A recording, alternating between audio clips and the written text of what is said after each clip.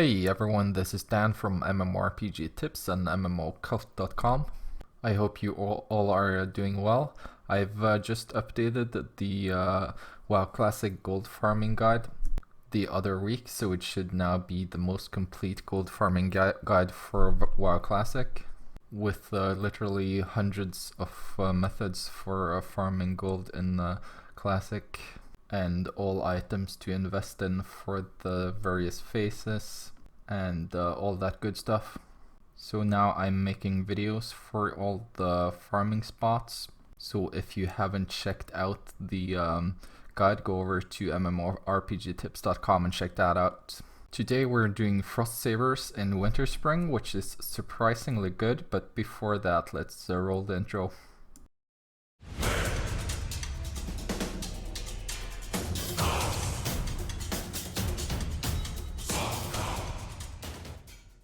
MMOcult has joined forces with Isoli.com, which has a lot of cool MMORPG and RPG merch, so be sure to head over there and check that out as well. But back to the matter at hand, we're in Winterspring farming Frostsabers, which was a surprisingly good farm, at least on my server. According to Loot Appraiser, I ended up at around 70 gold per hour, but I think it was a bit higher because Loot Appraiser had the Frostsaber Echo at 1 gold and 87 silver, but I ended up selling it for 250. But that does seem to be the high end of the range. It has dropped a bit since then. Before I went here to farm, I asked some of my friends if they think that the Frostsaber Echo sells at all, because I checked the auction house and it was all priced at around 2 gold. And they said it was a waste of time basically, because nobody buys the Frostsaber Echo, as the other echoes are more needed for raiding. But this didn't seem to be true at all. I sold it all pretty quickly, not super fast, but like within a day or two. I have since went back and I am selling it steadily. There are of course other echoes that you can farm as well. The reason I like this one is because there's no one here. The frost mole ones are of course more valuable, but the mobs are elite and it's perma farmed by multiboxers on my server at least.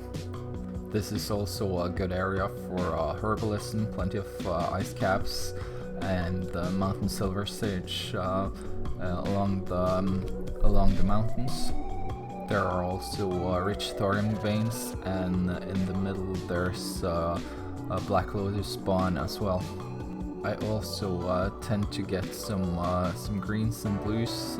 During this farm I got the Surefoot Stabber, which isn't the greatest rare item, but it's not terrible either, so gonna get some gold for that. I don't have mining on this guy, I have herbalism, so I picked up some ice caps and some mountain silver sage. And this being beasts, it's also a great area for skinning, which I also have. So we're just gonna jump ahead a bit to the end of the hour I spent farming for this try. And as you can see, Loot Appraiser has me at around 70 gold. And most of the time I will say that Loot Appraiser is a bit higher than it will actually be. But that is a lot of the time due to inflated prices on gear. But since this is mostly stuff for professions and buffs and vendor trash, the estimation is actually a bit low, since the Frostsaber Echo was selling for around 250 and not 187 as it said in Loot Appraiser. But definitely just check the auction house prices for the Frostsaber Echo before you go here. So the rest was mostly Frostsaber leather, other leathers, vendor trash, and the one rare item. But that's around, let's say, 75 gold an hour for a super casual farm that any class can do, which is not bad at all. So if you do decide to go here, let me know if it worked out for you. And if your server's prices are different than mine and you don't make anything, you can yell at me in the comments. All subscriptions and likes or dislikes on the video are super appreciated. And I will see you guys in the next one.